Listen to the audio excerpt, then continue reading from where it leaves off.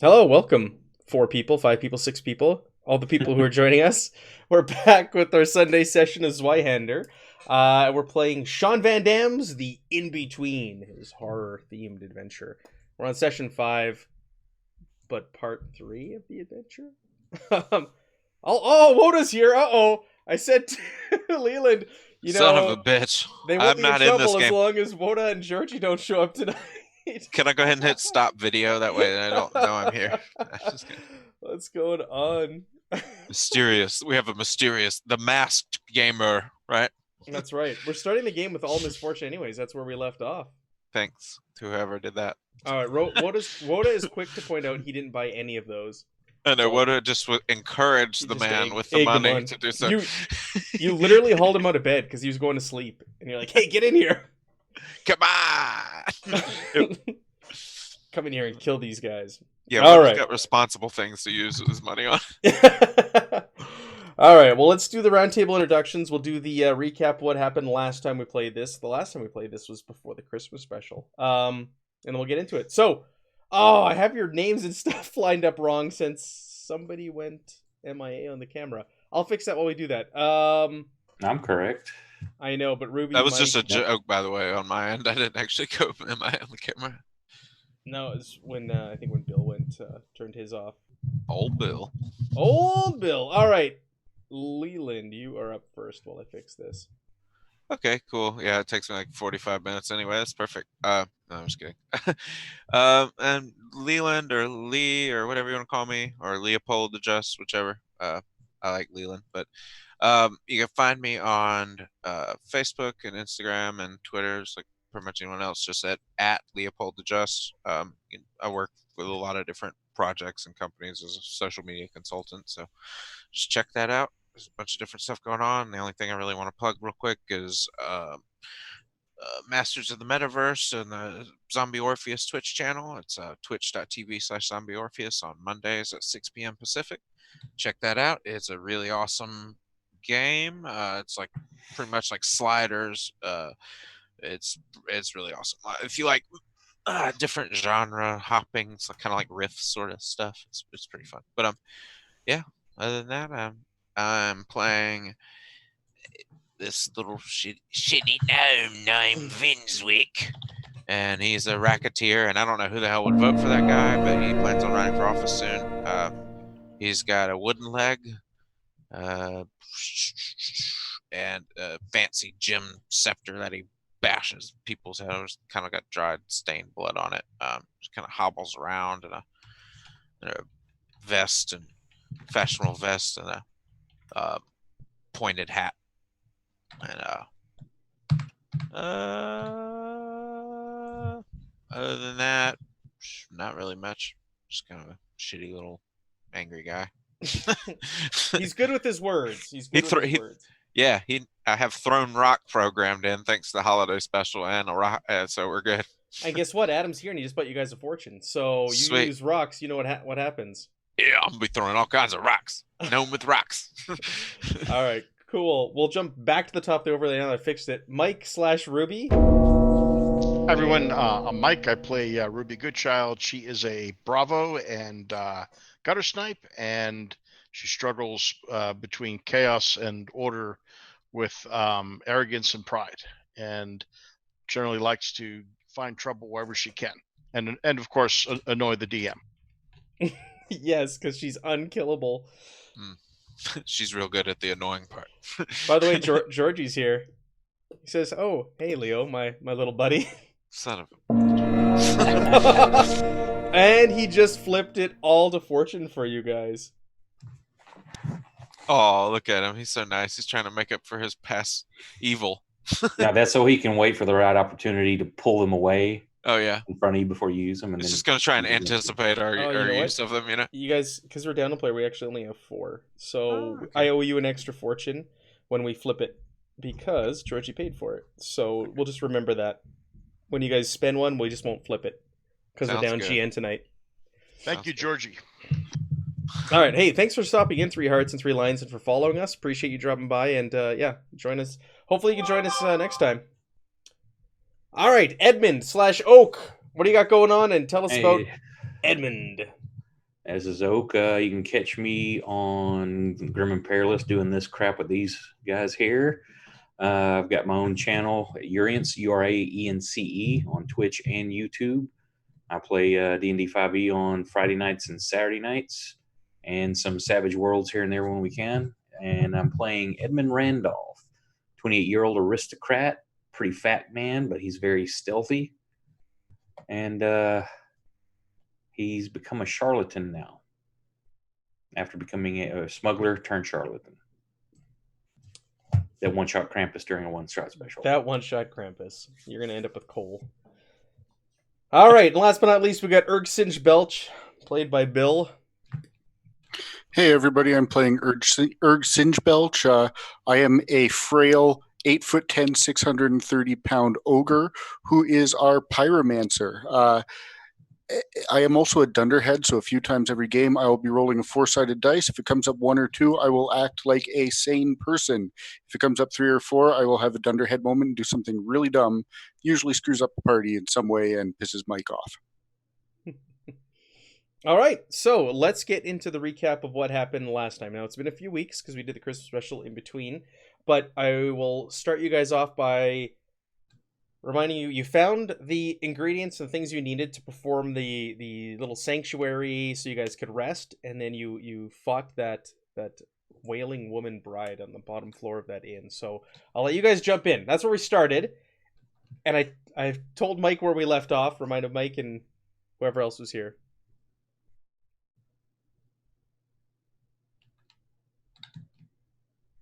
All of you at once. I don't remember. I remember the Christmas. It's been a long time since we've The You only guys thing- were in the inn. You had to find salt. You had to find a personal item. You had to find some healing items. No, for we're the way invisible. past that. But this is what happened last time we played. You found this. No, the last time we played, I thought we found the group of people camped out by the river. That was at the end of the session. So you guys found the wedding rings in the floorboards. You did the ritual. You guys were anointed or blessed. You rested. You went down to the main floor of the inn to encounter or engage that witch thing again, which you guys dispatched of no problem whatsoever. Then you escaped the inn, which crumbled to the ground behind you, and you guys hit the road. And that's when you eventually did encounter that caravan on the side of a lake. It was on the opposite side of a lake. You saw some lights, and you wandered over there, and you spoke with them, and there was some friendly people there who were on the run. Their town had been decimated or overrun during whatever the hell's going on right now. And they welcomed you into their camp. And they were serving you food, and they were happy to find other people out in the mists like them. They had been on the run from those like weird devil dogs, just like you guys had as well. It was being led by Emmanuel. He was the town mayor of this town that has slowly been whittled away, that's been traveling the countryside. There was Gustav, who was like their bard. Marion, she was the one that was watching over the camp. She was patrolling with a rifle. And then there was Hans was the one who was making food. And Hans made you guys some stew and some food. And then Gustav picked up his lute and started to sing some songs. And his face began to melt away into that of a skeleton. And he took on the appearance of the dark musician. That's what happened last time. It was a long time ago. Okay, and so in this exact moment as we begin, what is currently happening? If you could set that sort of so let's pick up. I'm gonna reread the part where he melts away and what the dark musician said to you. So Gustav plucks a chord on his lute. It is a friendly sound, and everybody's happy. He turns to the players, a grin crossing his face. It gets bigger and bigger, looking more strained as his eyes increase in size. The lute falls to the ground. His left hand rises, the fingers pressed together, pushing into each other as all the flesh falls away. As you watch this horrible visage, he brings each bony finger to his mouth and blows. When he gets to the last one, the sound of a pan flute starts, and he looks at you and says, "Hello, friends." And then we're just standing here after "Hello, friends." Yeah, and you guys had to Holy do shit. resolve Start tests. walking off. You guys did resolve tests against terror. I went back and rewatched because it has been like 4 weeks. And a handful of you failed, but we only rolled 10 for the peril, and it was below all of your tracks, so none of you suffered terror from this horrible sight. So with that, Marion, without hesitation, levels her rifle and fires a blast into Gustav's chest. He looks down, and he starts to laugh. He says, "This one is mine. Now we must speak. We are all tapped here, and she is coming." And he just sits there, legs crossed, arms crossed. Did he say tapped or trapped? It says tapped here. I'm going to say it means to be trapped. I'm thinking it's a typo. We are all trapped here, because we learned last time also that he's trapped here along with some other horrible entity. What you mean trapped here? I don't like being trapped nowhere. This is too much. You've read the book. You know. You know yeah. what's happening. Yeah, I just want to get out of here, is all I'm saying. With that, he kind of turns his head when he talks to you and just hear like unnatural cracking as he does that. Oh. I'm just kind of like holding back a little bit of vomit. Totally grossed out by this guy's skin falling off. kind of try and analyze everyone that's not with the group, Sure. the core group, very carefully while this is Yeah, you look around and they're terrified. Like there's some people who have passed out, they've fainted. Some people have run to the bush and are throwing up. Others are crying. This is one of their friends, that they've been traveling with, they've survived with on the road. And to watch him just melt away into pieces, into a skeleton, and now have a hole blown in his chest by a rifle, is a bit much for some. Yeah, I would imagine. Well, then, as long as we're trapped here, what is a dark rider, and how do we get out of this place? With that question, Ruby, I'm gonna get you to make me an easy awareness test, please. It's a good damn question, Erg.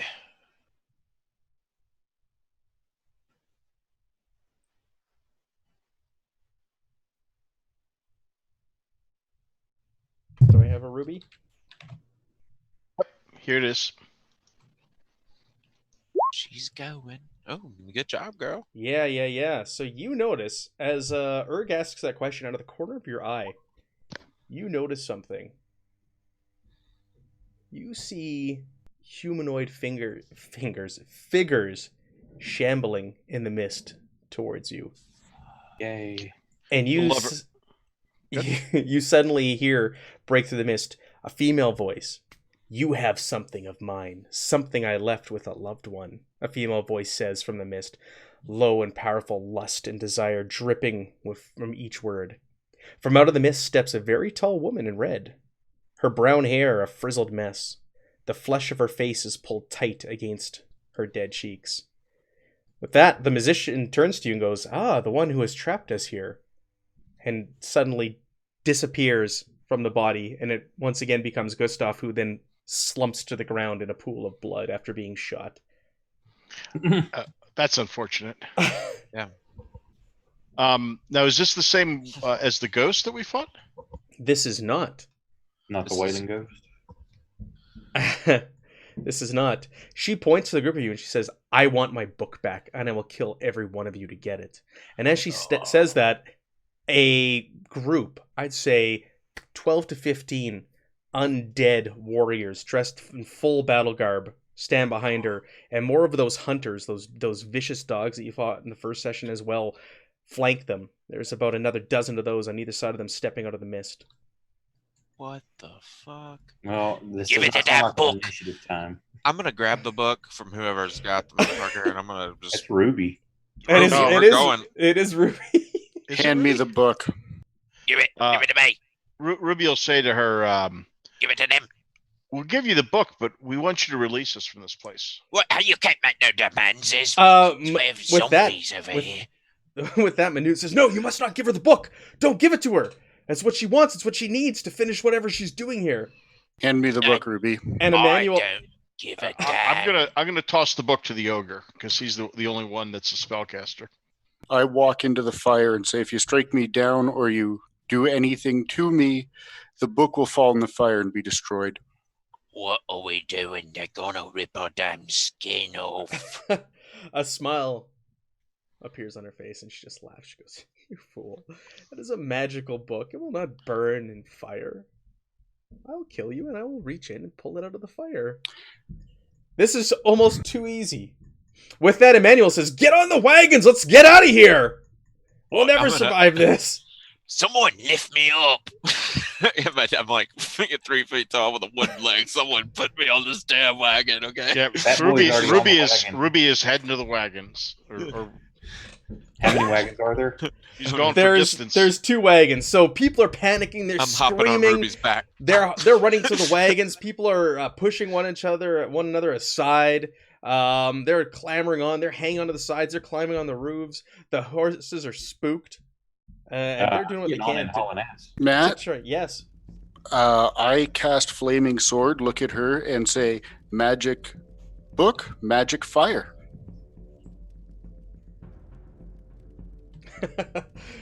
She smiles and she goes, "You are not a powerful enough user of magic to do anything to that book. You are nothing compared to my power.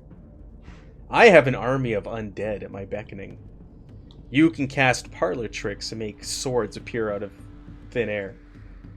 I can snuff that with a snap of my fingers. Listen, you ogre, get over here before you die. These people gonna kill you. I'm telling you. Don't be a panic. Is everybody else on the wagon? Everybody else is on the wagon, and they're like, Is it starting to move? They're whipping the horses. Get Yep, go, I'm jumping go, on get as out of it's here. going. All right. I jump on as it goes. Ready. Yeah. Yes, they are leaving. So what we're gonna do is we're gonna do a short chase through the woods as you guys clamor to get away from this army of undead and beings. And you have now met. Do you remember her name from her journal? No, Annabella. Annabella. Yeah, Josephine was the bride, and it was Annabella's book that you had found. So you have now met Annabella Leon. Okay. So, let's do a little chase. As you guys get onto the caravans and you start to set out, Ruby, you rolled so good. You know what? And you're so attentive. Out of the corner of your eye, you see a white raven land on a tree, and it locks eyes with you. And it begins to fly away, maybe 200 feet, and lands again, almost like it's waiting for you. All right, I'm gonna point the wagons in that direction. Do you remember that you followed a white raven previously as well? Yes, I remember that was the first thing we saw during the adventure. That's right. All right, so they're off the horses. Anybody have drive besides me? Some of the NPCs do. Not yet. Are you manning one of them? I guess this is. Yeah, that's why I asked how many there were, because you said there were two. I'm like, I'm getting on one two, of them. so you're manning one of them. So we're gonna do a chase scene. We're gonna do a short chase scene. You are the escapees, and they are the pursuers. So you guys are gonna get +3 to your score to start. You are also driving a cart or wagon. So what it is, it's 3 plus your brawn bonus. Is your movement. So if I'm driving, I've got a 7. That would be 7 total. 7, and then each round you roll a d10 plus your movement. And we haven't done a chase in a long time, and it keeps you keep adding the numbers together, so that's how guys can go forward and fall back and things like that. So cool.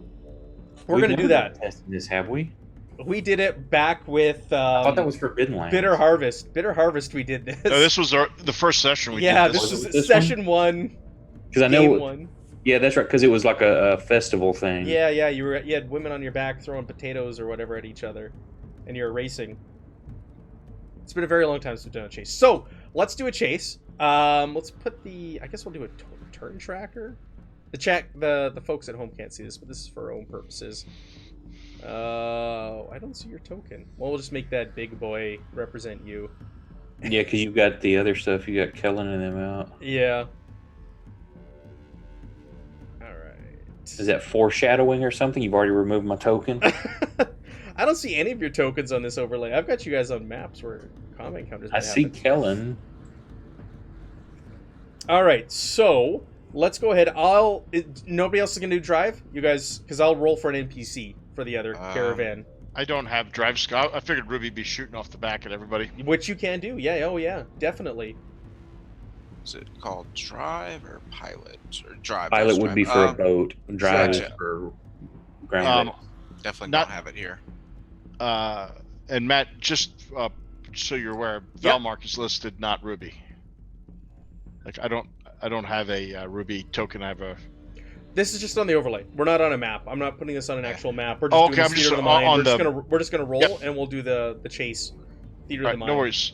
Yep. I don't have any ranged weapons myself, nor do I actually have any rocks, because that was in that So- dream, Sorry. that weird holiday dream state that we were in. Before we roll, who's on what cart? So My Oak, boy's cart.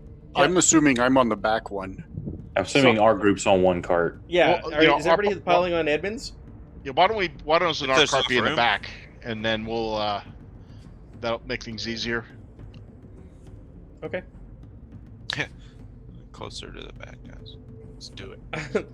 If they get on the cart, I'm gonna whack them with my scepter. That's really all I can do, There. guys. I'm just letting you know ahead of time. I have no Oh. ranged weapons. Unless If there's any nobody's objects or, like if no- rock-shaped objects in the back of the cart, perhaps.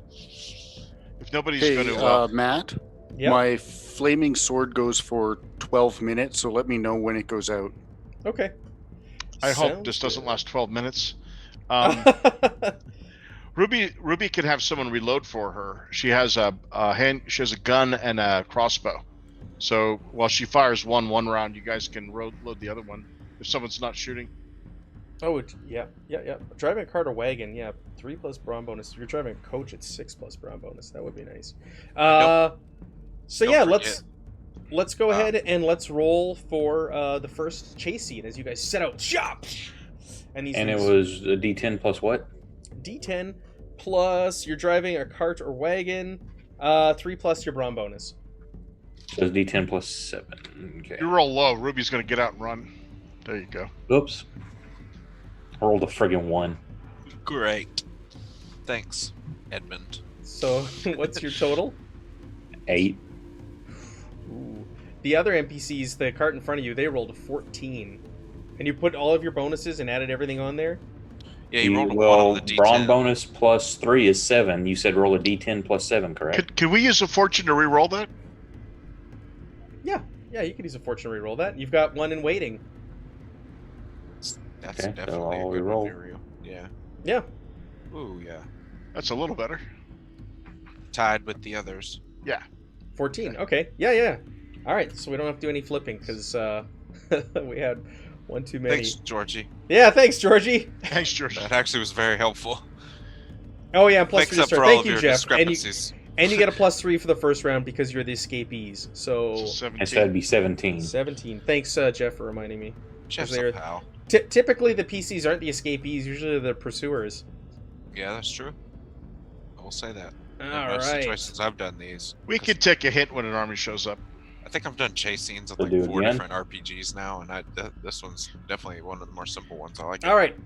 So round 1, the 2 carts set off.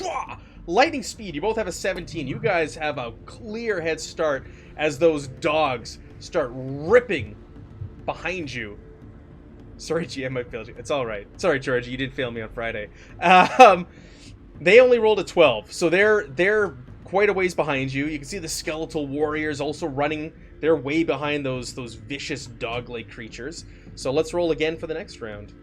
Was it the case that we couldn't harm the dogs last time? No, you guys killed them. Okay.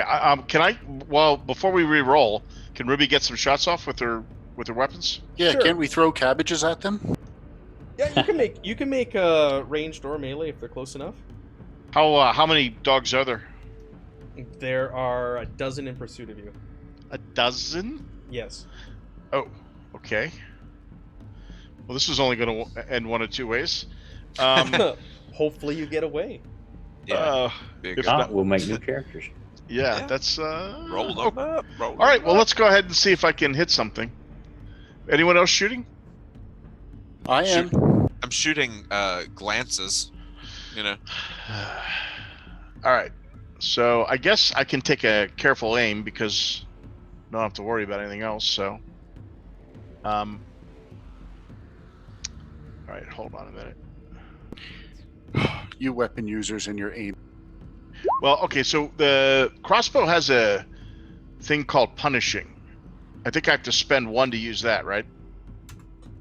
Well, wrong spell there, Matt. Yeah. So Matt, I'll spend 1 for punishing and 2 Nice. and 1 for improving my aim, and then 1 to attack. Okay. And All right. Go ahead and roll it, please. So you get to add a D6 Fury die to your total damage. correct. Cool. I'm not going to do it yet. I'll just see if I hit. That's cool. Ooh. All right. The carriage is bouncing, and you guys are just going as fast as you can. And Edmund's trying to find any path that he can that's not going to tip this thing over with all the weight on it. And the shot goes wide as you hit over a rock. Okay, I'll toss it over, or I'll hand it to whoever's not firing to reload while I get the gun out. How about my critical success there, Matt? What did you do? I Magic I missile. Yeah. I can't actually do much else but help him reload his crossbow, so I will just be his crossbow pal. And All a right, decent so- damage. Smart. So you launch a magic missile through the air. It slams into one of these dogs. You took into account that you had a crit. Did the extra damage? it just drops whatever's in its hand. And being a dog, I don't think that matters did you? much. I thought you didn't do Cat Canna Grasp. I thought you did Magic No, Missile. I did Magic Missile as a boat, Oh. but Yeah, so it was Gotcha. So it slams into one of the dogs, and it starts to stutter and shudder, and it's like rolls out and falls behind the rest of the pack, and kind of takes a few with it. Let's Hell roll yeah. for the second round. I rolled Nice. for the NPCs already, and added it in there. They got a 31. maximum. Nice. That's sensual 20. Wow. Straight 20. So you're up to 34. You're breaking ahead of them. Do we get to keep that lead every time? That +3 for the. Well, you Start? keep your 34 and you add on to that. Unless we just start the chasing +3 was them, I because assume we were so, ahead of them already. Right, so we don't get another +3. no, then. you don't get another +3. Got it. Remember, we don't have to outrun the undead. We just have to outrun the I other rolled wagon. 10. Very true. The truth of any undead But situation. you got a 10 as well, though. Yep. Well, flip off. All right. That takes them to 28 total. And what are we? You 34. are 34. The NPCs on the other coach or caravan or whatever cart are at a 31, so they're starting to catch up to the others. And you can hear screaming and shouting and children crying and women wailing. but You hear how Emmanuel, many the mayor how many of- dogs are left? There are, I'll say there's 9 left.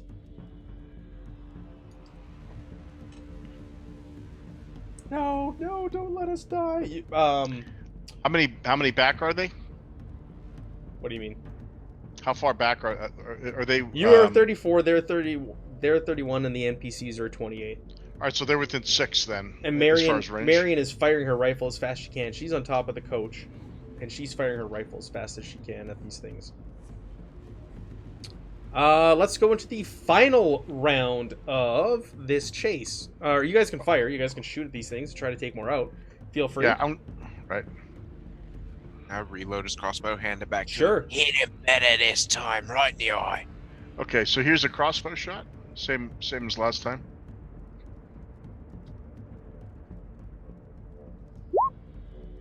Jeez. Again, I it just missed again. barely goes wide. You take some of the fur off of one of these dogs. Who the hell Magic taught you how to missile. shoot that thing? Ah, Is a fail. I miss as well. A burst of light shoots through the darkness and the mist, hitting a tree.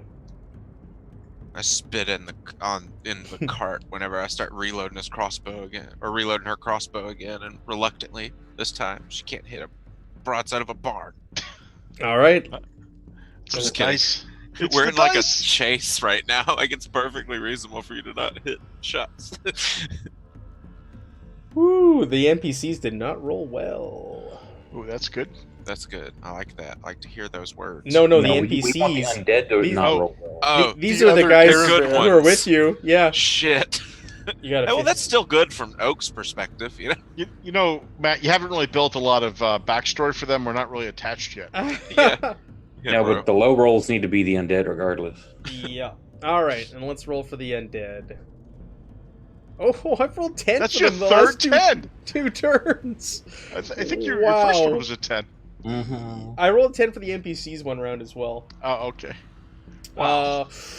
Woo, they're overtaking these guys. All Yeah, right. y'all should be using double aim for the plus 20%. I am. What Jeff said. Oh, really? You got 3 action points. But he's so- saving one of them to spend if he hits to do an extra fury. That's what he was holding on for. So 1 to attack, 1 to aim, and 1 to do because you Right. said you have punishing, Smart right? move. Yeah. Either way would be good. Well, kind of like I hit on like a 68. It's not unreasonable to think I'll get it sooner or later. All right, so this is the last round. So you guys burst ahead, and you can hear them wailing, going, "No, they're catching up! They're catching up!" And the dogs getting closer and closer, and you can hear them chomping and biting, and they're like, "Oh no, they've got Susie! Oh no, Reginald!" And you look back and you turn and you see these dogs getting up beside the caravan and ripping people off that were clinging onto the sides, and they take off easily like 3 or 4 people, and start they swarm the ones they rip off, and they just gnaw and are shredding them to pieces. But it gives the NPCs that you're with an opportunity to escape while they're distracted, because they'll stop and they'll start just devouring the ones that they've ripped off. Okay, take one last shot at one of the dogs. Yes. Yep. There we go. That's a hit. And you want there's to roll another d6 to yes, to add to Yes, that I damage, do. compound it. Yeah. That's what I'm talking about. Total of 13 points. All right. It finds its mark on one of the dogs, and you, as it's like bent down and chewing and eating away at one of the people it's ripped off this caravan, it lets out a yelp and it looks at you with its glowing red eyes and snarls, but then goes back down to its meal it's eating. I look over to Ruby and I say, Don't get used to that service. Not for free, anyway. You did well. Yeah, Very- you didn't. Load it one more time for me.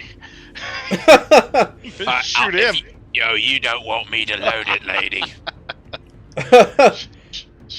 All right, so after that short chase, in the distance, coming out of the dead trees and the mist, is a tall, broken tower that looks like a corpse leaning against a tree, waiting for its a final blow.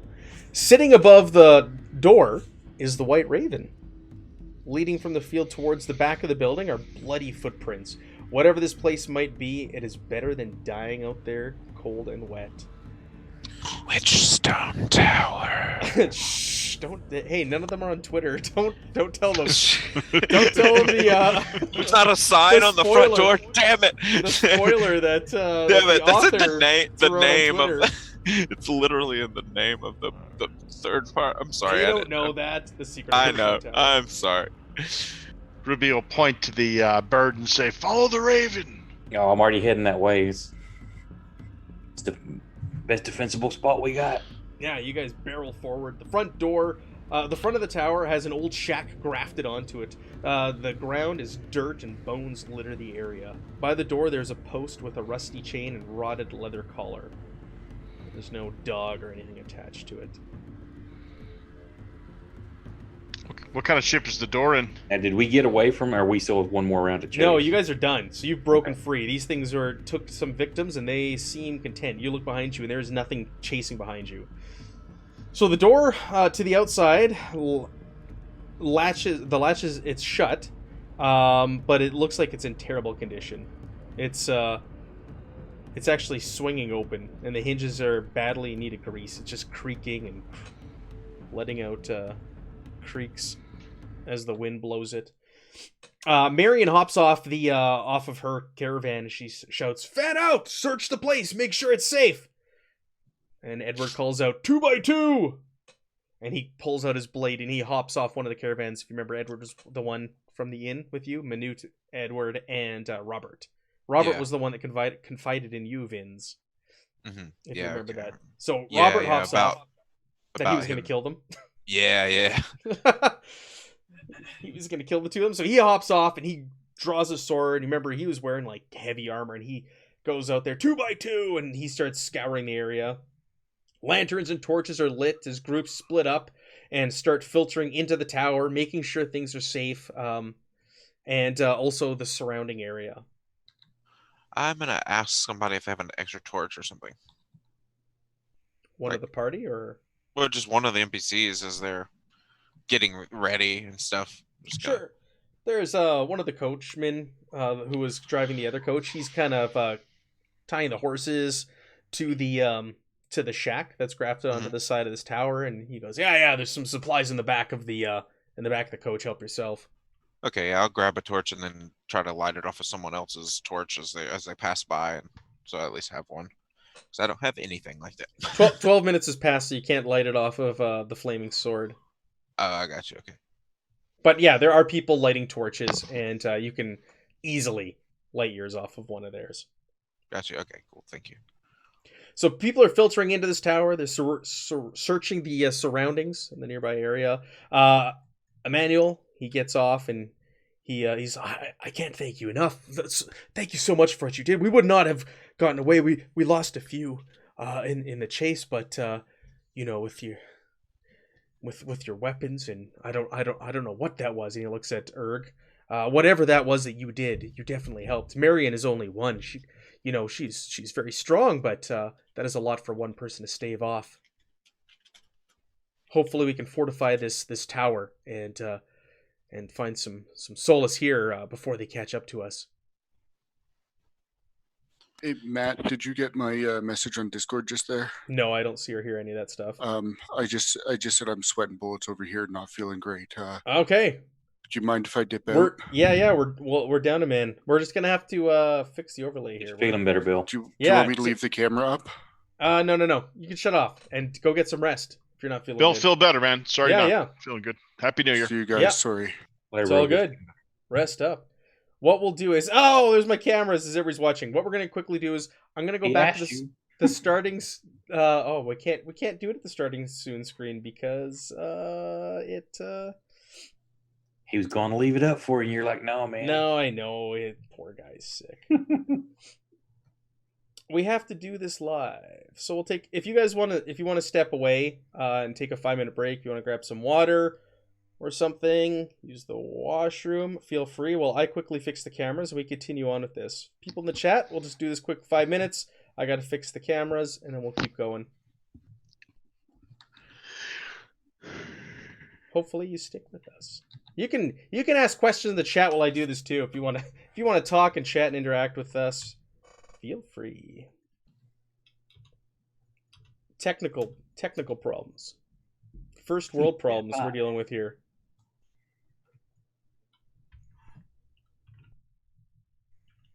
Yeah, I've got a program in a torch anyway for. There you go. All the other stuff. This was meant to be.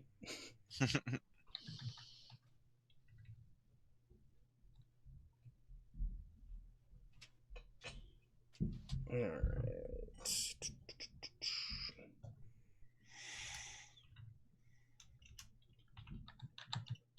I see some people in the chat that were saying that they've either not played Zweihander and they're looking forward to it, they're looking for a game, or they've started playing it. I think it was Wota? Yeah. It was Georgie just started playing it and loves it, and someone else said that they want to find a group and start playing it. Yeah, Georgie and Wood are in our Thursday game and tabletop to keyboard. They've been. I think we're at session 5 or something, so they've been having a lot of fun.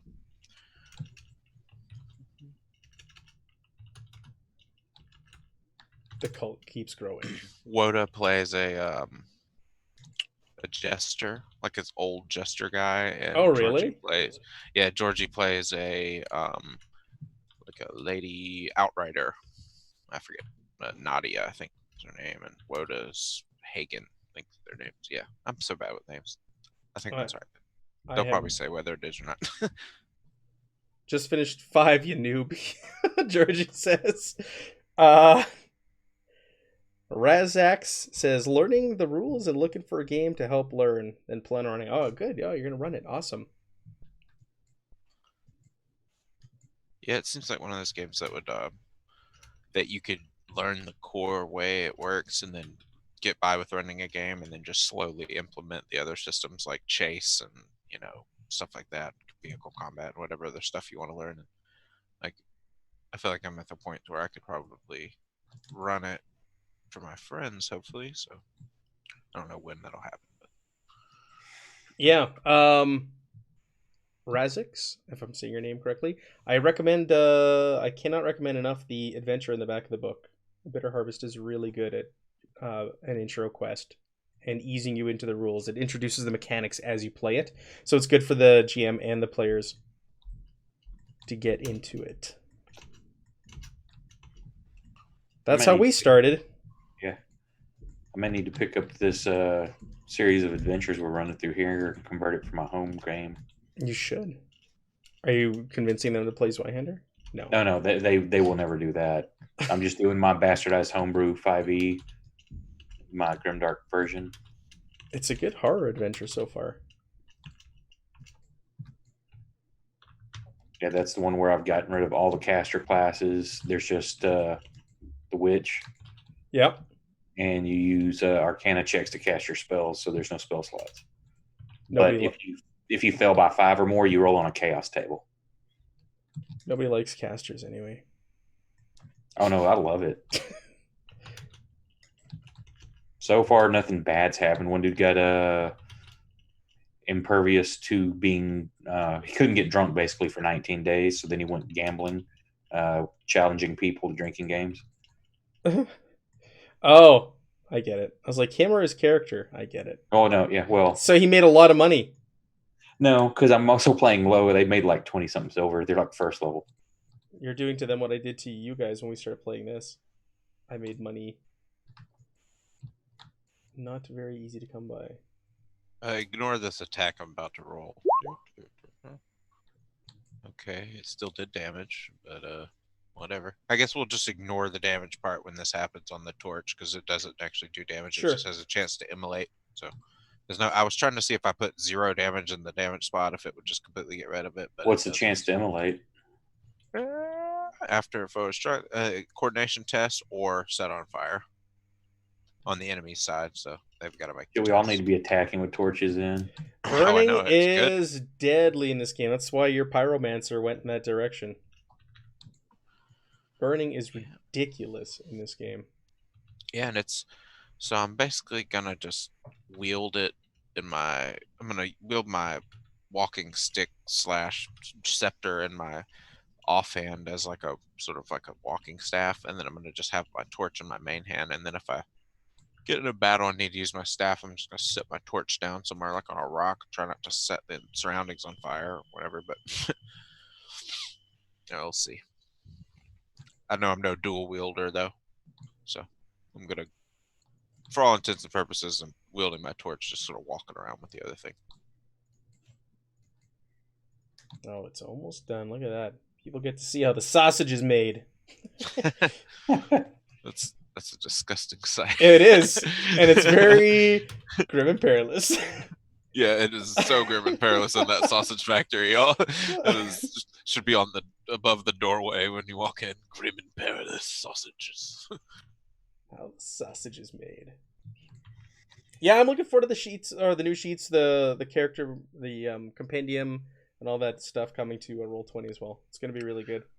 How complete's the compendium going to be? Do you know? I don't. Sorry. I need to find out because I know. Oh, usually the compendium's on like 30% for some of these damn games. I'm like, you son of a bitch. I'm just gonna use this other website, I guess. But hopefully it's at least enough for players to reference stuff, like especially mainly these ability, weapon qualities and talents and stuff. If that all that's in there, that'd be perfect. And spells. Yeah. I don't know. That's a good question. How much is going to be in there? I don't know if the spells are going to make the cut or not in the first round. I think there'll be multiple rounds. I believe. Gotcha. Don't quote me on that. Yeah, then that makes sense though. Now, what do the compendiums do for Roll20? Since I've never messed with them. It's a search engine. It's an SRD built into Roll20. Okay. It doesn't give anything functionality wise towards the character sheet. You can, if you have the character sheet not broken apart from the window, usually you can, at least in Pathfinder, I know you can drag from the compendium onto the character sheet. It's like, so like if you have Fantasy Grounds, the drag and drop. Okay, so you can go in there and like pull a weapon or armor, and it will. Yeah. The way my Pathfinder game's set up on Roll20 for right now, it feels like I'm just playing Fantasy Grounds minus the whole like it takes away HP from the thing you hit sort of situation. Like that's the only other thing that's not automated is the HP from the attack. But I've gotten it pretty close to programming all the enemies in and stuff. I never thought to do it until I started playing with you guys. And we were using the character sheet so much because I always just use Roll20 for maps and shit. Everyone just rolled and pieces of paper otherwise. All right. We're done. Mike arrives just as I finish. What adventure is that, Razchak? I don't know if I'm saying your name right. Let me know. I'd be curious to know. But we're back. Everything's set up. We got to see the sausage making. We're good to go. All right. So we left off with lighting some torches. You're being thanked by Emmanuel, the mayor of the town on the run, and he says we should look into this tower and take a closer look at this place.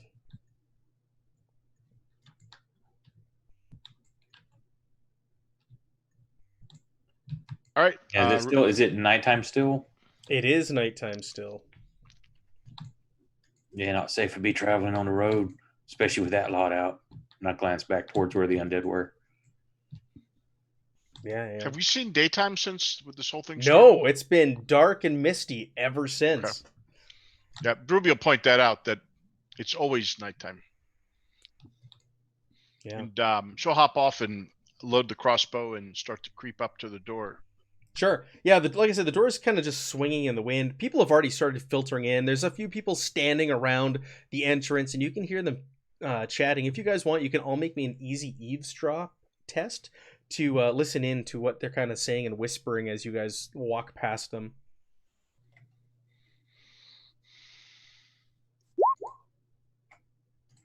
Yet. Holy crap. Well, Wow. the 54 did it for Vince. So you hear hushed whispers. You can hear that people don't really trust you right now. You just show up and all these bad things happen. A man and a woman are talking. The man says, "Emmanuel." When you say you mean Vince, right? Yeah. The three of you. Oh, I don't even trust me. Emmanuel doesn't have a clue what the hell is what he's doing anymore. And someone else you hear, "Lost in hell, and now with you to boot. Just when I thought my life couldn't get any worse." You hear that they're pointing at you when they said that, whispering hushed tones. They point at you and "Lost in hell, and with you to boot." And someone else said, "Did Gustav turn into a mutant? What happened? Why is nobody talking about this? What is happening in this horrible place?" It's some of the things you overhear, but you could definitely get the impression people do not trust the three of you, 4 of you, 5 of you when you're a full party. I'm gonna motion for my pals to kind of reconvene a little further away from everyone, and I'll say, Well, they're having a little inner problems in their group there, and they don't trust us. I don't blame them. I don't trust them neither. But yeah, they're Can you say I blame them? just sort of relay some of the things that they said back to him, specifically. Yeah, just keep an eye on them. All your eyes. All your eyes. You guys all have your eyes, don't you? Nobody has veteran's eye or anything. Not yet. Especially the mutants. Keep their eyes on them. So you guys want to make your way in? You can hear people chatting in there and movement and stuff. So this thing is are there 3 of them left? 3. I'm sorry, 3 of what? Of this NPCs. other party of the NPCs. So there's 3 like named NPCs that they all survived. Plus there's others. There's like people that jumped into the wagons. I'm gonna say in total, including the named NPCs, there's probably 15 people here. Oh. At this tower that just were like hanging on for dear life as you guys barreled through the woods on these caravans. Are they all armed or just the 3 No. The one who's the most heavily armed is their guard, who was Marion. She's the one with the rifle, and she was the one who was also watching over the camp when you snuck up that night. If you remember, you had to get past her. Mm-hmm. And what about, how are the other 2 armed? And is she in armor? Yeah, she's wearing brigandine. And does she have a sword, like a mortuary sword or something? Yeah, she's got a mortuary sword hanging on her side, and she's got her rifle. She seems more at home with the rifle in her hands, though. Doesn't seem to ever really touch the sword. Okay, that'll work out for Ruby. And then what about the other 2? The other 2 aren't armed. No. Okay, but they're. So who's Ruby will say, well, who's talking trash about us? Here's perk up.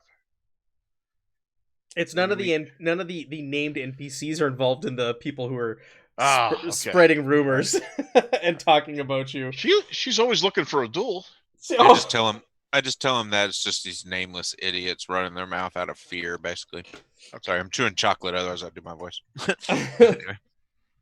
So, does this door look like it'll, on the front of the tower, look like it'll hold, like we can reinforce it? Or is it going to be worthless? You can maybe find some materials inside. In its current state, no, you could not reinforce this thing. All right. Does it look like we could, if we got some other wood, we could nail it to the frame and so forth? And yes. So that. Oh yeah, okay. definitely. All right. Ruby will just kind of walk in and say, she'll call out to the main guard, and she'll say, Round up some of your people. Let's start looking for supplies to nail this door shut. Yeah, there's people scattered about. So the people who are kind of standing around, the group of people, I'm going to say there's like 6 of them standing around the doors. So these nameless folks, they'll kind of look at you and ignore you. And Emmanuel comes over and he goes, "Oh, that is a great idea. I'll have." He turns to the group. Let's look for some wood. Let's fortify this tower. And they kind of scatter and shoot him looks and mutter things under their breath. Any windows on the bottom floor? No, there are not. How high up do you have to go before you get to windows on this tower? You have to go up to the 3rd floor. And is there any easy way to climb it, or is it all pretty sheer? It's in pretty rough shape, this tower, so you could find footholds and make your way up. Okay. Are there steps So- obvious when we come in? Yeah, there's steps. There's Okay. steps. Remember, it's a tall, broken tower. Tall, broken tower that looks like a corpse leaning against a tree, waiting for a final blow. So it's not the most structurally sound building either. Is it ready for collapse? If it was hit with the odd siege weapon or two, yeah, it could probably easily Okay. collapse. All right. Yeah, well, she has other things she'll want to do, but she'll look around to the party first to see if anyone wants to jump in. Just sort of hanging around. I've got a bum leg. I've just got to slow down whoever I'm with, pretty much. So I'm not climbing anything. Right. Ruby will head up the steps and working her quietly, working her way up. Sure. Once she gets past where other people have explored, she'll get a little bit more cautious. Gotcha. Well, the first room you enter into, going up the steps and into this tower, is a sitting room. And there's nobody really milling about in here. It looks like everybody's kind of, who did enter the tower, has moved past this room. And the room seems clean, almost civilized, which is unusual for a place in this state of disrepair. The furniture is old, but serviceable. And hanging on the walls are pictures of long dead women and vases filled with rotted plants dot the room. There's names on all of the paintings. One of them is Dashiell, Monique, Von Kost, Laurent, and King. Right. Other than that, there's not much in here other than the furniture. This room also leads into another room that you can see, and in that other room will be the stairs that lead up to the next floor. You poke your head in there. Yep. She'll keep going until. Sure. So the next room it looks like it was once a kitchen, long ago, but it was once a kitchen. Now, though, the room is nothing more than a crumbling hearth and a few rusted cast iron pots holding vigil over the many long dead meals that were once created here. So, you do see Hans in here. He was the young one who made you your food back at the camp. He made you that delicious stew. And he seems to be in heaven. He's going around and he's opening up cupboards and this and that, and he's gathering the pots. He's like, "Oh, I could use this. This is great supplies, and we get this hearth going. We can make a terrific meal for everybody here." Why don't you guys all go ahead and make me a standard scrutinize test while you're standing there and he's scuttling about? I was going to say, when he says that, I'm like, "Oh, somebody making some food?" Yeah. All right, my belly's really growling over here. Yeah. Friends, look at this. Real cookware. A bit old, but do you know what I could do with it? He's hugging it and walking around with it and going... Me and Vince are too worried about talking about food now. Yeah, all right. So Yeah. nobody really picks up on anything from that. You're just like, "Oh, a strange fellow." Yeah, all of us you know, are starved. giving this situation, I guess, we'll answer our fear with food. Stress eating. He turns to the group of you and goes, do you think we've shaken off those undead beasts at this point?" Oh, I don't think we're Why not? shaking off anything that doesn't sleep, doesn't breathe, doesn't eat. It could just keep chasing us and chasing us and chasing us until we pass out in the damn road. Well, Well, more than that, have us trap him in its own domain. I think I might go foraging for Hopefully. mushrooms to make us some sort of soup or something. I should be fine. There's swamps around here, and they're perfect for that. That's the dumbest damn thing I ever heard. You butcher people got ripped apart by damn wolves. Why would you go look for? Listen. Hold on. No, hold on. I think I got some mushrooms here. You can. Why don't you make a trivial diplomacy check against him? A plus 30. All right. You're good at this, aren't you? Aren't you made for this? I don't know. Maybe. Yeah, probably. My mushrooms are hallucinogenic, so we probably don't want to eat those. They were just red Or caps. do we? Yeah, we might. Yeah. All right. So you said, which one did you say? Trivial diplomacy. Okay. Yeah. Let me check. Diplomacy. Sorry, it's taking me a second to. So charm, Diplomacy. diplomacy. Which one is that in? Which section is? Sorry. Is there a diplomacy? You can charm him if you want to use charm. Okay, I'm just not seeing a diplomacy skill. Is it not charm in this game? It is charm. It's listed as diplomacy in this adventure. It might be a focus. Oh, yeah. But you can use charm on him. Charm, okay. Sorry. That's what You're I a was- talker. Your character's a Oh, talker. I don't see diplomacy listed anywhere. No, he's dead, man. He's doomed. I got No? a 90. He goes, yeah, you try talking about it. He goes, those are red caps. Those will make people hallucinate. I'm going to go find us some good mushrooms. I'll be poking about. All right, Ruby's gonna say, hold on a minute. Why don't you check with your leader before you do this? Manuel, yeah, I guess I could. She's Yeah, that smart. might be a good idea. Maybe I'll do that, he says, and he grabs a cast iron pot and he heads out through the sitting room and to the front door. She'll keep an eye on and make sure she actually talks to the guy. Sure, you poke your head out and you see that he wanders over to Emmanuel, and Emmanuel's just he's shaking his head. He's like, no. You can tell by the body language that he's talking talking Hans out of it. All right. Ruby's work is done here. She's going to continue on to the steps. If you can't pass your own charm check, make an NPC do it. Well, I figured that guy's responsible for his well-being. No, that's good. All right, so you climb the steps, and the next room you enter looks like it was once a library. You're confronted by books, walls of books. The walls are covered like an armored knight. There is also mist and damp filtering in. The west wall, as a gaping hole, is in the wall here. How This part of how the high tower. up off the ground are we here? You are second floor. You're 20 feet up. Okay. Is this a good position to see the from the direction from which we came? Yes, it is. Okay. Pardon me, sorry, I was yawning. Yes. Yeah, Ruby will call down. She'll go back and call down to the guy that seems to be able to persuade everybody. Yeah. She'll say, what's his name? Emmanuel.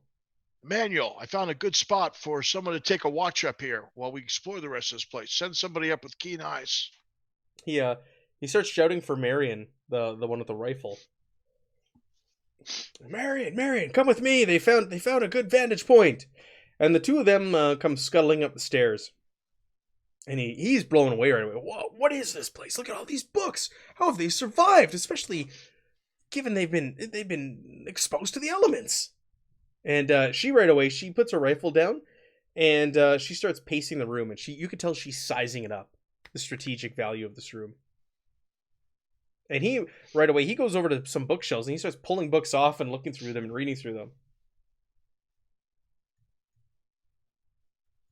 So he goes, the first one he picks off the shelf, he goes, these things are old. Some pretty interesting reading here, though. Property, it looks like, deeds, magics, old history. We should take a closer look at all these books. Is there a section on breaking curses? I don't know. Or That would be the section we need. is there perhaps a section on killing undead that are chasing you and want to take your skin off? Well, this one's on property logs and wills. Maybe the undead are listed in here. And he throws a book, he tosses a book your way. I'm gonna throw it to the ground. I Hey! don't read. I'll have somebody read for me. Oh, gotcha. And he winks. Yeah, the halfling says perhaps the ogre would be interested. Yeah. He shuffles back over and picks the book up again. And he starts reading through it. And he goes, "This is odd. This is a very strange book. How so?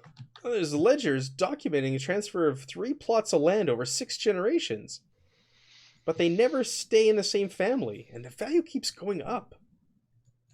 But this land isn't worth what they paid for it. This is bizarre." He goes over to you and he shows it to you. Upon viewing it, everybody go ahead and make me a challenging education test, please. Whether you can read or you can't. It doesn't have anything to do with the words. His education is flipped to fail, right? Yeah. I actually have a rank in it, so I didn't have to, but I still rolled a 98. Yeah. It didn't matter for me either. I'm just rolling 90s tonight. You and me both. Yep, I needed the 30. Erg would be able to do it. Yeah. He He's points out. He goes, "That this book, it's centuries old. It's generations, 6 generations. But look, the handwriting is all the same." And he points out to you. Do you not see this? Now that you mention it, yeah. Well, It says that the names change, the diction gets a bit more fancy at times, but the handwriting Where's stays the property? the same. What property is it? The property we're on. Okay, well, Who does it show the last owner was? who does it show the first owner was? Ruby replies. Yeah. The first owner is probably the same as the last. It looks like the owner of this property was one Annabella Leone. Is that who's chasing us? Yeah. Yep. So we were hiding out in her house. Really safe spot. She doesn't know anything about it. That's just silly. He says, "What? Well, there must be something in one of these books to stop her." And he starts like madly just grabbing books and tossing them in your direction and reading through them. And here, this one's on magic. This one's on magic. What? So the first owner was Miriam? Annabella. Annabella. The first was Annabella. Yeah. And then did it follow a woman buyer each time? It did. And what was the name of the last buyer? Oh, funny you should say. Mystery solved. Funny you should ask that. You know, you do remember the names underneath the painting seem to match each of the 6 generations: Dashiell, Monique, Von Kost, Laurent, and King. So King is the last one. King is the last one. Are the images roughly the same in the paintings? There's no images in the book you're looking at, but the names. No, on the paintings. What do you mean? The names the Well, same? Those are the surnames. No, I understand, but I'm just saying that in those paintings, how different did the women look? The women all looked very different, but their names are listed as the landowners, the 6 generations. And when was the last one? The last one was around 100 years ago. And how long ago has this curse been in effect? This curse, as far as you know, is just days. As far as you know, that's when you've stumbled into it. Okay, but weren't there rumors about this inn before? Yes, there were folk tales of an inn that appears in the middle of the night that dated back quite some time ago, like centuries. Like more than 100 years. Yep. Okay. Well, I feel like we got a puzzle piece, but we can't find the corner to start the puzzle with. So, all right.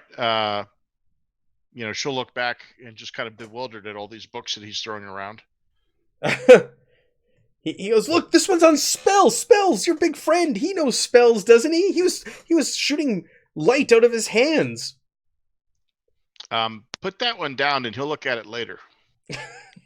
He's resting. He took a blow to the head. If someone wants, you can make me a challenging education test to start. Yeah, I don't read. Looking at the book. Well, the if two of you can read. No, I will read. I'm just kidding. Yeah, I'll begrudgingly take a look at it. Challenging education test as you look through this book on magics. This is also flip to fail. Yeah, I had a rank in it, but that still sucks. Ooh, critical fail. Yeah, that's why I'm not bothering, because the odds of you.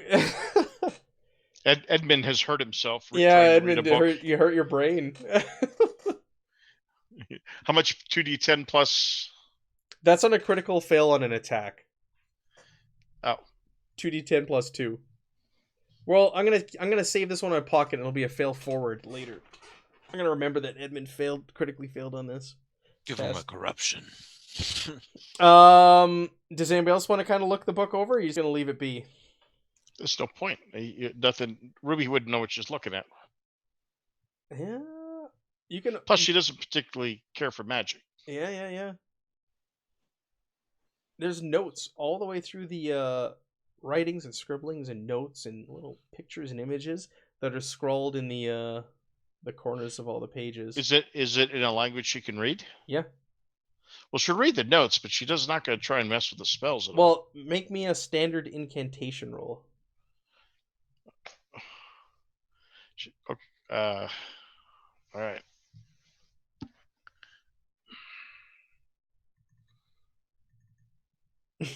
She has no idea what she's looking at. Yep, she made it. You made it. Yeah, you did. That's silly. Wow. So this turns out it's more than just a book on magic or spells or anything like that. It's actually a book on demonology. That is a specific study. And the study of witchstone tied to demonology and its effects on the body. So there's notes written in the margins in the same handwriting as the property books you looked at earlier. Anybody know what a witchstone is? She's going to say as she's flipping through the book. Would there be a folklore? You guys all know what witchstone is. So do you remember something about Marie? I remember, yeah. We encountered witchstone in that. Remember, that was used to summon that demon, but it's also like priceless. It's worth a fortune if you can get it. It's also incredibly rare. We never finished that, by the way. It was sad. No, we didn't finish. These guys finished it. So you have encountered witchstone in your travels, actually. Okay. Is this talking about like a lot of witchstone, or? Well, it's actually tied to a specific incantation. Which is? It's tied to a certain medical procedure. As you read further and further these notes in the corners of the page, to allow yourself ways to mutilate and modify your body. 2 pages are dog-eared on themselves. Okay. I need you to make me an easy resolve test, please, against stress as you're reading through this.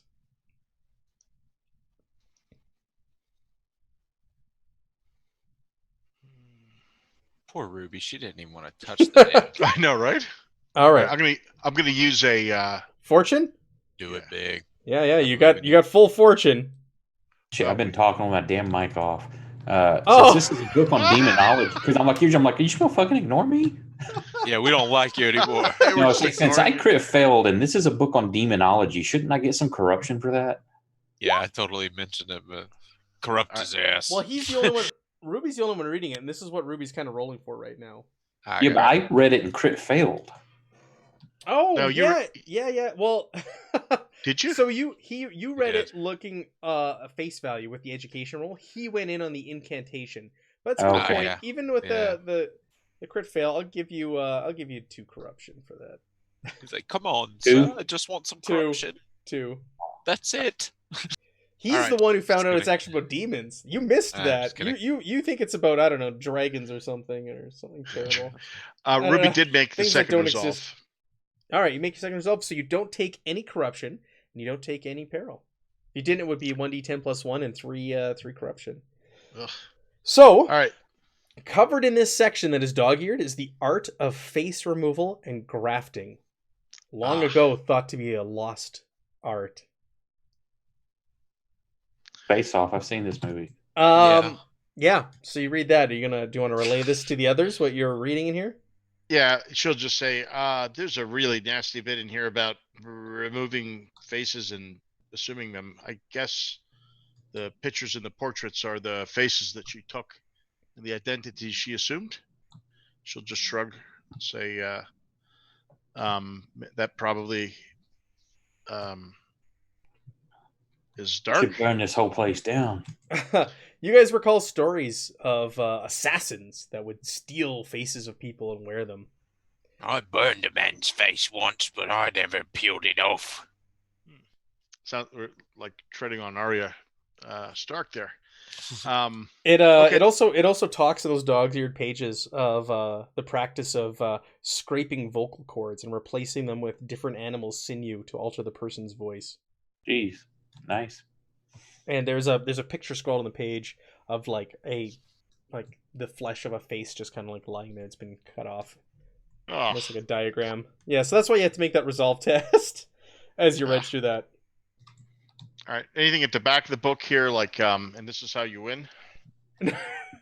No, nothing like that. And this is how you win. No, but yeah, you've uncovered another piece of the puzzle. Does, Ruby's gonna pop her head up and look around and say, "Does this place have a basement?" I would think the bad stuff in this book probably happened down there. Emmanuel says, "No, It's always in a basement. No, not as far as I know. There's no basement in this tower. There's only stairs leading up." Then we haven't found it yet. Maybe we should go look somewhere, perhaps outside, or I mean, they have to have a basement, don't they? You didn't see stairs leading down or a hatch or anything when you were on the main floor. All right. Ruby's going to head back down to the bottom floor and search for it. Sure. Before you head downstairs, Marion is looking out that big gaping hole in the west side, and she's got her eyes like focused, and she grabs a rifle and she says, "Something's out there. She hasn't left us alone. It's only a matter of time." And she points over at the tree line. Did they secure the door? No, they haven't secured the door yet.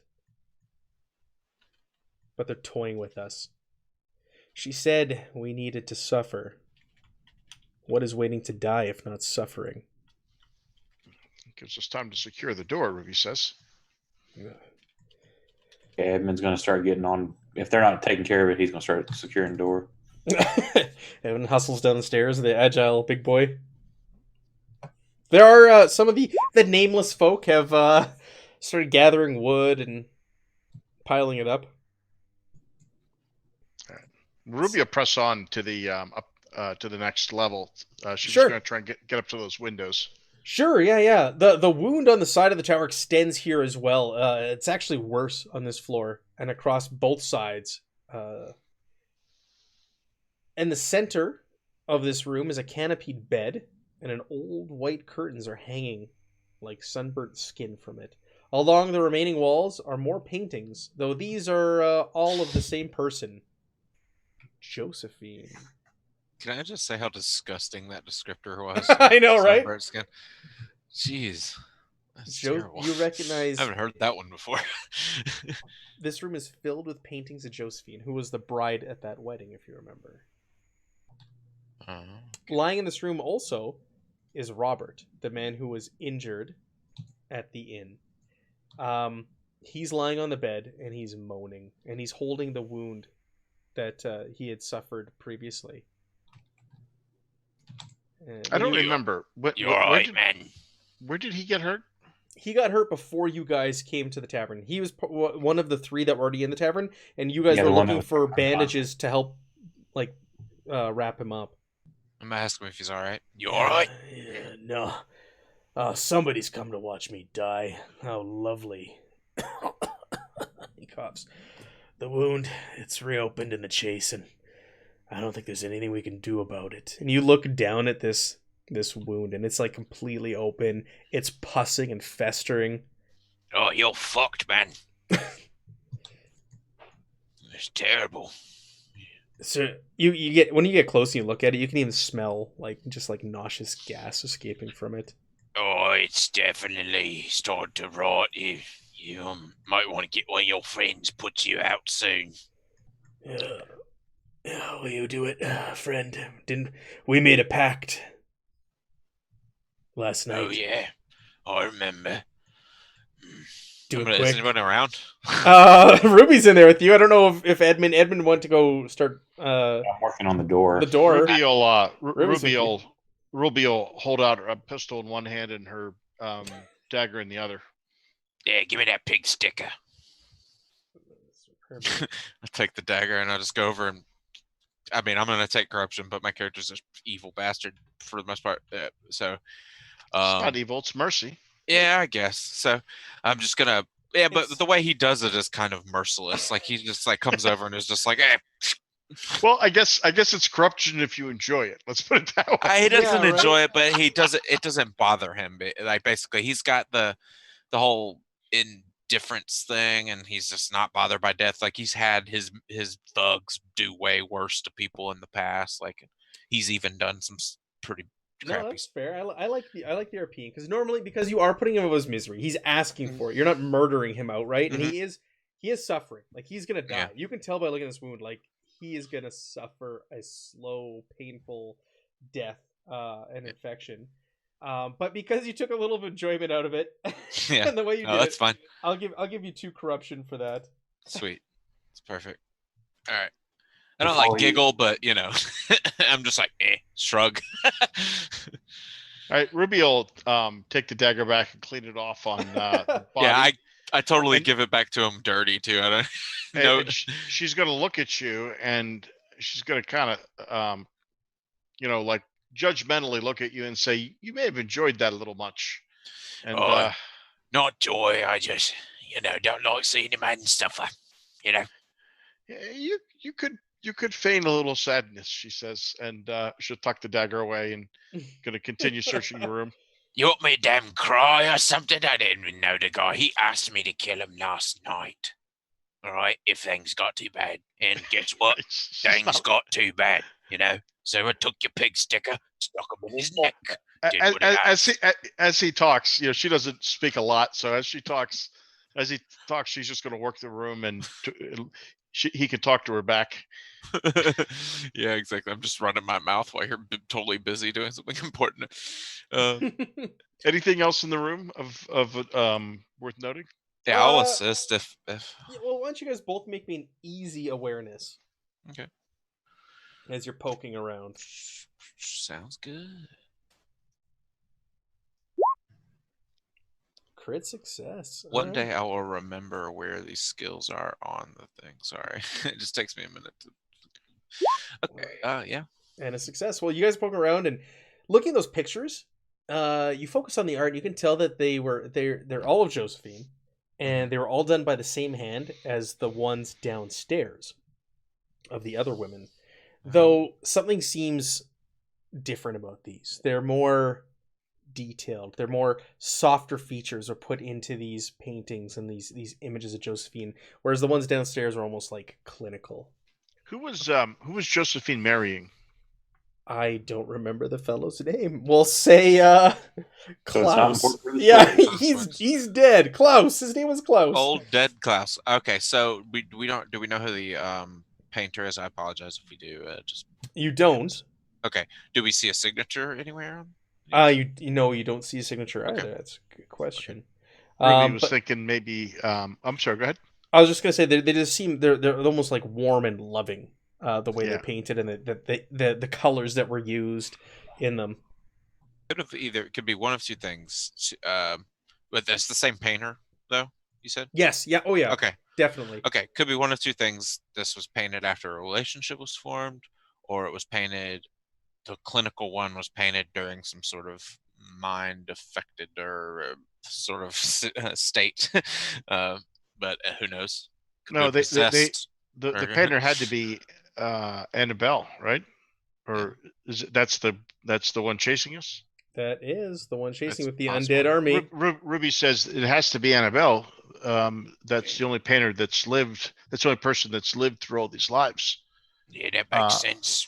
Annabelle must have been jealous of the wedding and had tremendous fascination or obsession with the bride.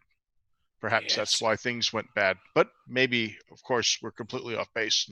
Maybe that was the next one she was going to steal the face of. Yeah. That could be. That makes sense, actually. Love drives people to do crazy ass things, you know. No, that would be obsessed. Perhaps she was going to steal her face. Do you remember And also she was searching for the Well of Eternity? Yeah, because you That's what started this whole thing? Yes, you wanted to live long enough, I guess. So she wanted to run off with the bride and Yeah. live forever as they were through the Well of Eternity. Oh, okay. On Ruby, you notice on the nightstand there is a journal sitting there.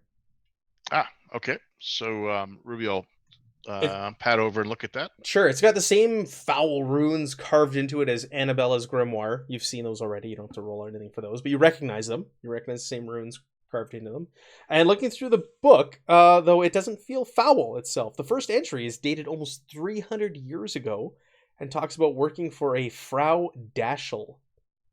And with your critical success, you do remember that Daschel was one of the names of the painting of the women downstairs.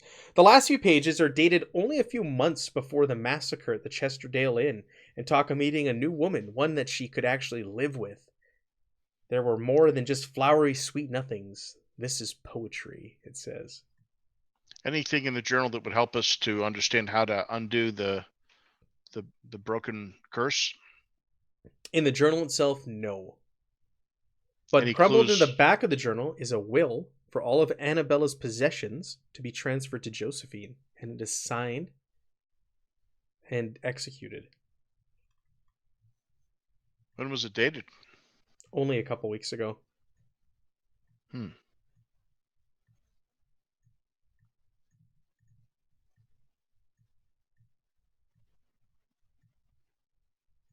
have 2 gold rings on my inventory. Is that from the one shot? No, I don't remember giving gold rings in the one shot. Now, I think that's a placeholder item that pops up on this character sheet. Because if you go, well, yeah, but if you go and you add an item, it comes up. It starts as a gold ring. It says cheap ring, but I have 2 gold rings that I've like manually typed in. Okay. We had to have found some gold rings at some point. Then I wouldn't have typed that in. I'm not one of I those. just know I had a bunch maybe of... the two wedding bands. Oh yeah, okay. That's it. Okay. That's it. Yep, we had the wedding bands, which I think we need those to get to perform the ritual? To cast the incantation, to bless your weapons and stuff. Did we lose those, or do we still have them? Manute would have. She has one. Okay. You gave her the one for Josephine, but you would still have the one from Klaus. Okay, so I'm gonna. Is Manute with us? She is. She is here. All right, You haven't run into her yet. You've run into Robert, who you killed on this floor. You put him out of his misery. You ran into I can't remember the other guy's name now, of course. Who was the one who was heavily armed and agreed with going and looking surrounding the area. And Manute, last you saw her, she went into the tower. Okay. So let's get her involved in this, because isn't she like kind of an oracle? Yeah. Okay. She's probably an augur. Yeah. So let's bring the person who's specially trained to figure shit out in here. Come say some soothe, woman. Sure. So you go to the next floor, and it's actually the top of the tower. The top of the tower has a roof, but is otherwise open to the weather on all sides. Situated in the middle, like a great eye, is a telescope pointed to the astral. There are cracks and levers next to the telescope so that the whole contraption can rotate. Standing, with her eye pressed to the glass, is Manute. And next to her, pacing nervously, is Edward. There's his name, Edward. It's not Klaus. No, Klaus is the Oh, made-up different. name for Josephine's My bad. groom. Gotcha. Klaus is what we're Edward going with there. Edward was the one who was pining over Minute. Remember when you were there and Yeah. and Robert was going to kill him and Minute. Yeah. So Minute is just looking into this telescope, and she's saying to Edward, "We're close to the well. Can you feel it? That space, not living, not dead, between tick and talk." Sitting on the bench next to her is the grimoire. What in the hell is this woman talking about, Ruby? Flipped open. What's she doing? She doesn't turn and look at you. She just like is focused looking through this telescope, and she doesn't answer you. Edward, on the other hand, he's looking anxious, and he goes to the two of you, and he's like, I don't think she's well. She's been up here the last 2 hours, focused, fixated. Ruby says, I don't know much about magic, but nothing good will come of that book. I don't even know how she got it from my ogre friend. I don't know either. It was in his possession. It's been flipped open to that page the whole time. May and she's I had her shut the face. book? Yeah, you could try to shut the book. She's had her face pushed up to that telescope the whole time and just started spinning and muttering. He's holding a holy symbol to the God Emperor's Inquisition, like a rosary in one hand, and he's got his hand on his sword hilt. His other hand on his sword hilt. So Ruby will pat up to her and say, kind of just tap her on the elbow and say, pardon me, miss, everything okay up there?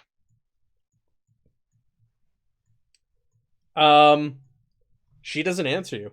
She just kind of keeps pulling the levers and moving and looking, and she's muttering herself. She's muttering herself about the well. The well is close. It's so close. We're almost there. I would like to close the book and put it in my sure. You can close the book bag. and I want to put it in my shoulder bag. Yeah. Yeah. When you do that, you suddenly hear a scream from downstairs. It is in the room on the main floor, Edmund, that you are near. It sounds like it came from the kitchen, and the two of you up on the top floor hear the scream as well. Well, good thing when we have 3 characters that we decide to spread them out so that the whole tower is covered. Yes, yeah. I'm back. Sorry. Oh, Edmund, you walked away? Yeah, I said I had AFK real quick. Oh, suddenly a scream let out from the kitchen, which is just 2 rooms away from you on the main floor. And they heard, they're on the top floor of the tower, and they heard it as well. But you were closest to the screams. Yeah, I'll haul butt over there, see what happened. Yeah, you haul butt over there. You haul that butt. I got a lot of it to haul. Edmund butt. You see Hans has made his way back to the kitchen after he was talked out of going out and foraging for mushrooms. And you can see he's fallen to the floor, and he's wiggling around and thrashing about, and his body is moving, and he's spitting up blood, and there's a trail of blood left behind him, and chunks of flesh are flying off. Suddenly, I told him. seeping from his wounds is a bright greenish yellow goo. Oh, fuck. Is And it he are looks at wounds you, just appearing? he goes, "Help me!" Yeah, well, actually, make me a standard alchemy test. Edmund, the master alchemist. Sure, that's a flip to fail. Yeah. Nope. Okay. Yeah, you're unable to tell, but he's on the ground. He's just, help me, and his face starts to bubble, and blisters are forming and popping, spilling yellow pus across his face. Suddenly, you ate something you weren't supposed to, didn't you? A tentacle rips out from his from his back, and his suction cups grabbing and throwing kitchenware everywhere, and his jaw splits open, revealing rows of jagged teeth like broken bottles. Yeah, I'm just Ruby Vans. Let's roll for initiative. Yeah, this thing's got all these tentacles bursting out of its back, and it's now making its way towards you, my friend. let's get the battle map going for the Twitch, and we'll get you guys on there as well. Almost max. We'll have to adjust it based off of who's here tonight and where everybody is. There we go. All right. Let's put that tentacle thing at the turn. Edmund, the door is here. You're at the door. This thing is here. And we're going to have... we'll delete the other two aren't here. And we're going to have Vins and Ruby enter the fray a little in a round or two. Ruby's got a 15 for initiative. Okay. Let me get the turn tracker open here then.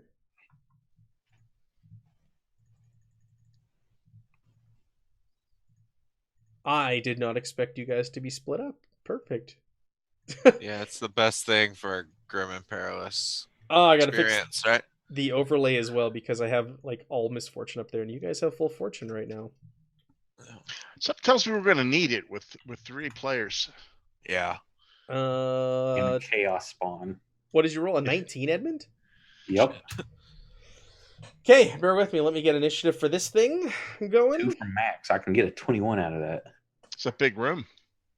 I'm also going to get you to make me a resolve test, please. A standard resolve test for fear. I was waiting for that. I'm not freaking out for that. Yeah. That was coming after seeing that. Oh, that's a fabulous picture. I love that. Bring my damn resolve. I always can never find. There it is. So it's got a bunch of snakeheads? Yeah, a bunch of tentacles coming out of it. Nope. All right. That's too freaky. Do you want to re-roll that, seeing as how you have all that fortune? I don't know. I think we might need that. This And what fear. is this So just fear, to get this is peril track? Yeah, so in fear is 2d10 plus 2 and 6 corruption if you fail. Shit, yeah, I need to re-roll that then. Okay. That's like, would you like to use one of your many fortune? Man. I'm gonna fail this one too. Nope. Oh wow. Yes. Look, I know you ate something bad. I ain't eating that one. Wow. So, Oh, okay. We got to figure out something to do with that. That's a couple of great. nat ones this session. Yeah, Nice. right? I'm just looking at something here. Oh, this thing has... Never mind. It's got an ability that lets it roll 2d10 for initiative. Good thing I rolled low.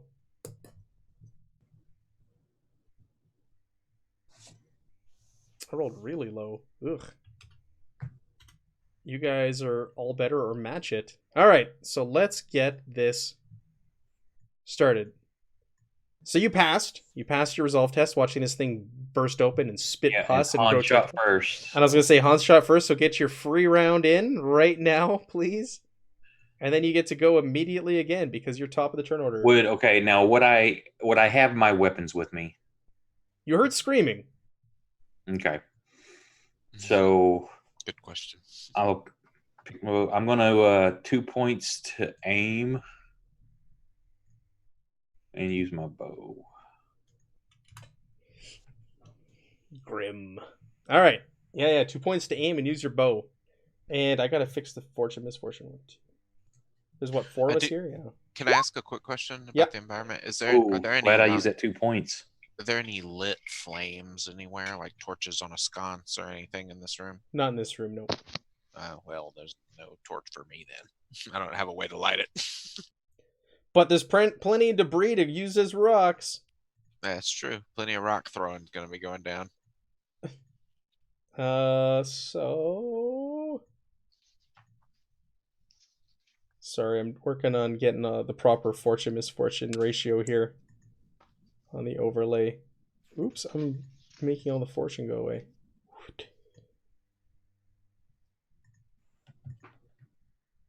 Your first attack missed? Oh, no, it hit. 15 points damage. Do you want to spend one of your fortune to do more damage? Yes, he does. We can only spend one, so we probably should do that. So because this thing, I'll tell you what. You've definitely hurt it. You've done enough damage to hurt it. Do you want to do more? Yeah. Damn it. So that's Another explosion. So well, 19. it's 10 point. No, it's 10, right? Because it's a 6. Oh wait, yeah, because we'll get another 6, so, So 25. 25 points of damage.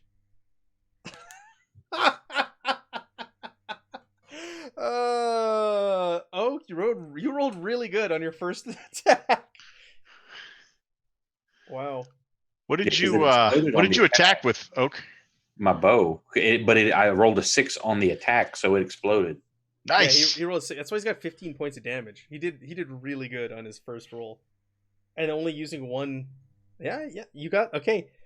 Oak, man, you one shotted this thing. Yes. Oh, good. He's got the touch after Krampus. It's like, boom, fuck you things. So how do you kill this thing? How do you kill poor Hans, the Yeah, so little these, boy these who's been turned into tentacles are lashing out everywhere, and it rears itself up like the body just hanging from these tentacles. And I just plant one square where I think the face or chest would be, and just dead center mass, bury it deep. Yeah, man. You do so, and it buries it. It collapses, and pus starts flying and oozing out. That was a good roll, man. That was a good roll. I can't take that away from you. When you roll good, and we've even put a cap on how much you can use. You that was one-shot awesome. This guy. I'm fine with you one-shotting enemies in this game. Trust me, buddy. I have no problem with it. Grim and Perilous. It goes both ways, right? Yeah. So then they come running down They come running stairs. down. They see this thing withering on the ground and pus oozing and spraying out of it. And Edmund just standing there with the bow in his hand and Yeah, I took No. care of it. Don't worry about it. no arrow knocked. Ruby says, you took care of it.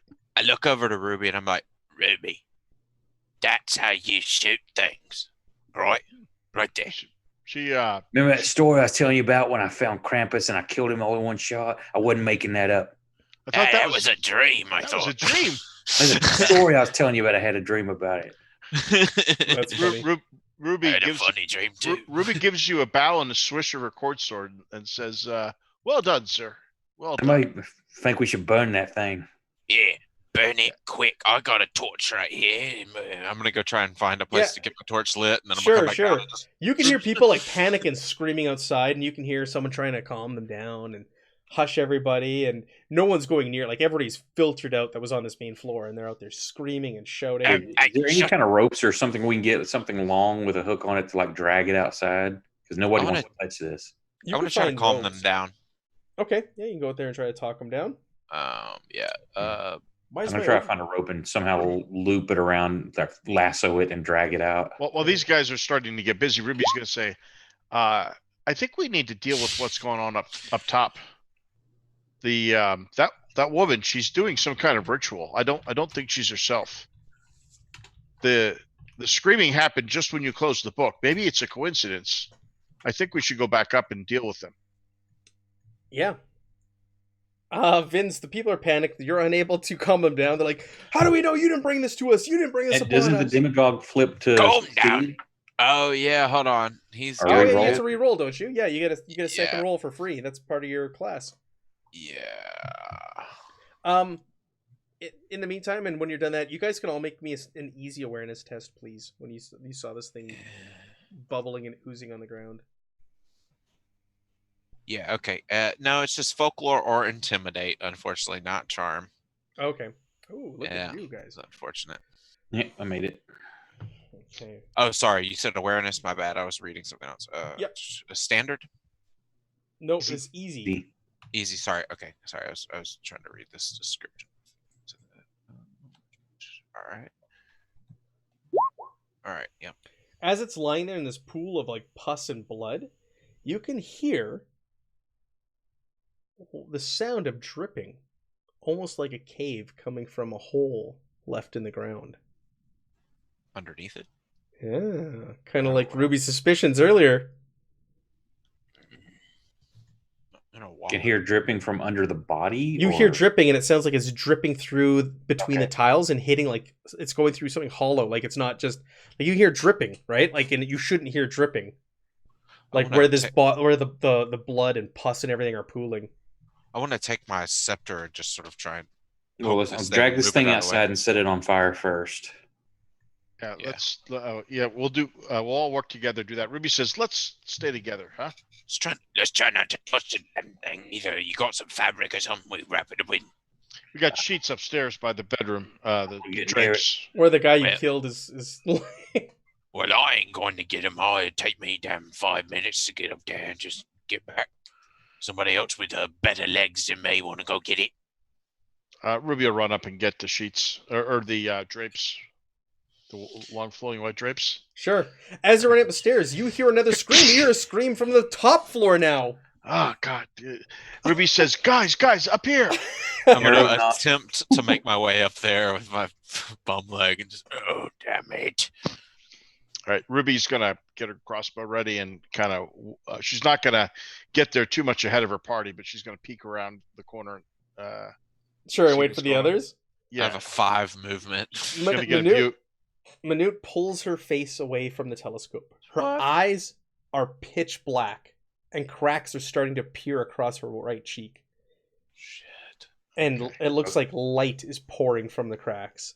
And she Oh, looks, she turns to Edward and she goes, "I have seen the other worlds. Touch the well of eternity. We are so close, so near." And we're going to end there. That's perfect. Because we're coming up on time. So we're going to end the session right then and there. Excellent. No, that's cool, man. That's like Fun. it reminds me of like when Star-Lord touches the stone of power and he just starts sort of crackling and all the energy's sort of coming out of him and stuff. That's super cool. Let's Well- roll for corruption. Oh, Oh, you're welcome. Did we- Thanks for joining us. did we get any? I got 2. Oh, I got some, but it's under that. I have 5. I from rolled a what- 6, so you guys get a order. Thank you, Good. pal. Changes to 0. And I will give you 120 experience for tonight. Can we do 125, please? Oh, You did I leave please. you off an odd number? Yeah, 125. Yep. Yeah, All I was right, like, thank Matt, you. what is this? Let's do 125. He Yeah, just that- like I think it's funny that he does it. If I'm being honest, Right, you were 5 points away from a exactly. 100 No, from a centile. So Okay, hilarious. yeah. Then 125. All right, so we're at 300 now. Yeah, we just do 25 increments. I think that'll be. So we will pick up again next Sunday where we left off and continue this adventure. Tuesday night, we're going to jump back to Coriolis. We haven't played that since before the holidays. Thursday, I think it's more Zweihander with Notorious DMG. I think they're back.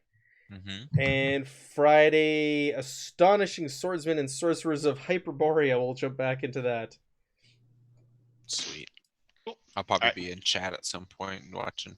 Ruby, what's Awesome. the total you're showing on your XP total? I have 300 current XP, and then No, I have total.